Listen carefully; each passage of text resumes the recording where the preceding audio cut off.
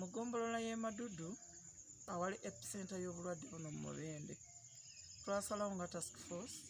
tuteekeyo isolation unit endala era bwe twogerera jjo minisita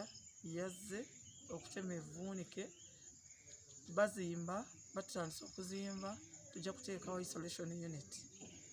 Actually President wa Uganda bwe yayogera yalagira nti e Madudu bateekeyo amasannyalaze ate e Madudu bateekeyo n'amazzi era ekintu ebyo kigenda kukolebwa John abawandiikidde mu butongole okubategeeza ate batandike omulimu naye batandise okuzimba. Tulinawo n'ekizimbe ekirala ekipya kye tujja okwongera ku zino okulaba nti abantu baffe balwalira eyo kubanga abantu abasinga obungi bonna bava Madudu awo ate n'abaafa kati ng'omulwadde eyafiira ekyegeegwa yava e Madudu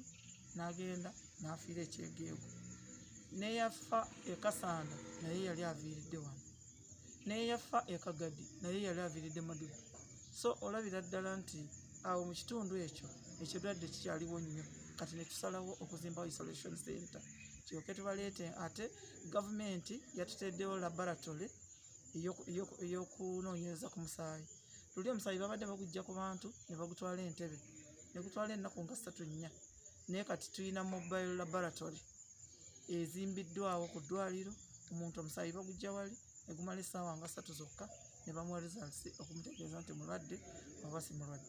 Naye bangi nnyo bajja balina obubonero ba contacts naye nga